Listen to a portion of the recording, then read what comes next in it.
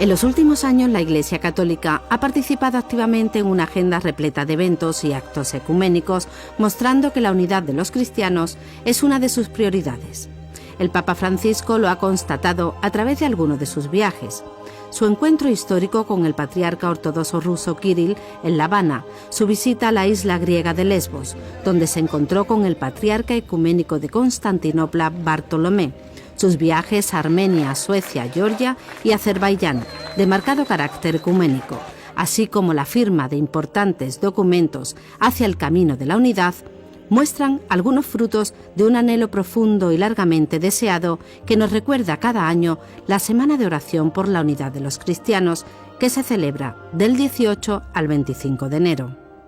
La Semana de la Oración por la Unidad de los Cristianos siempre se termina en Roma, en la Basílica de San Pablo Extramuro, y el Papa se reúne con representantes de distintas iglesias, por ejemplo, con el patriarca Bartolomeos y con el representante del arzobispo de Canterbury, David Mawson. Es un mensaje siempre de ánimo para seguir en el camino de la unidad. En octubre de 2016, el Papa Francisco tuvo un encuentro con el arzobispo de Canterbury, Justin Welby, y los primados de las provincias anglicanas, reiterando el deseo de trabajar conjuntamente en todo lo que sea posible. Esta reunión, al igual que la celebrada el día antes en la iglesia de San Gregorio Magno, recordaba el encuentro histórico en 1966 entre Pablo VI y el arzobispo anglicano Michael Ramsey, que ponía fin a las hostilidades tras la ruptura del rey Enrique VIII con Roma 4 siglos antes. El Papa señalaba la oración, el testimonio y la misión como claves inspiradoras en el camino de la unidad. Con la Iglesia anglicana tenemos este año muchos encuentros. Uno ha sido el encuentro del Papa con el primado anglicano Justin Welby, y ha sido en el Monte Celio.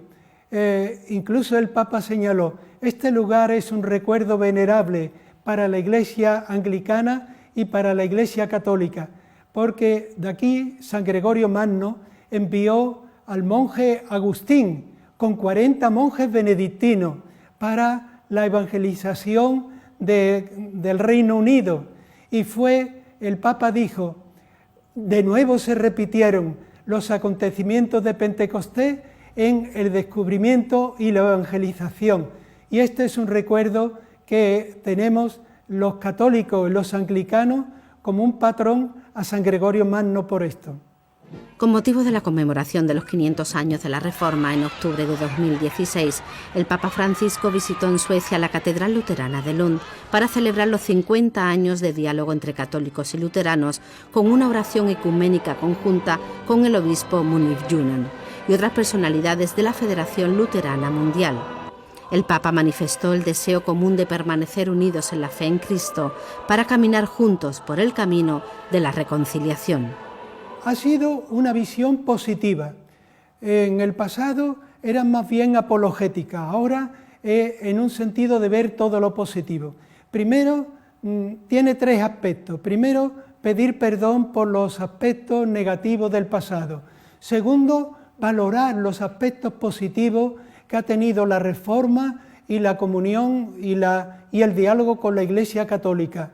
Y tercero, perspectiva de futuro, ir caminando hacia la unidad. Tras la oración ecuménica, el Papa Francisco y el luterano Martin Jung firmaron una declaración conjunta en la que animaban a todas las comunidades luteranas y católicas a ser valientes, creativas y alegres, y a tener esperanza ante el compromiso de la unidad. El encuentro del Papa con Munif Junan, que es el presidente de las conferencias evangélico-luteranas del mundo, que son 70 millones, pues el aceptar en común este texto que han hecho en comunión es un signo de esperanza para todas las iglesias cristianas, porque también han aceptado, la Iglesia anglicana y la Iglesia metodista, han aceptado el decreto de justificación que firmó la Iglesia evangélica luterana y la Iglesia católica en 1999. La doctrina de la justificación por la fe en Cristo, firmada por católicos y luteranos en 1999, fue un paso decisivo para el acercamiento entre ambas confesiones después de siglos de ruptura tras la Reforma protestante. Esta declaración también fue firmada por el Consejo Metodista Mundial, por la Comunión Mundial de las Iglesias Reformadas y por la Comunión Anglicana. En Roma ha habido también dos acontecimientos de gran calado para el ecumenismo con la Iglesia Anglicana. Una, la visita por primera vez. Un papa ha ido a visitar la Iglesia de Todos los Santos allí en Roma. Con ocasión de los 50 años de diálogo entre católicos y anglicanos, el Papa Francisco visitó el 26 de febrero de 2017 la Iglesia Anglicana de Todos los Santos en Roma, al cumplirse 200 años de su construcción. Era la primera vez que un papa realizaba una visita a esta parroquia. Fue recibido por el obispo anglicano Robert Innes. Allí expresó que el camino hacia la unidad debe basarse en la humildad y en la misericordia. Fruto del encuentro es la firma de un acuerdo de hermanamiento y de colaboración en acciones solidarias y en la oración conjunta de ambas comunidades. Y después unas vísperas solemnes que ha habido en San Pedro del Vaticano y que ha presidido un arzobispo católico y un arzobispo anglicano. Y han sido unas vísperas con salmos, con el Magnífica, como parecido a las vísperas católicas, y después las palabras son palabras siempre de aliento, porque con la comunión anglicana tenemos siempre una especial relación.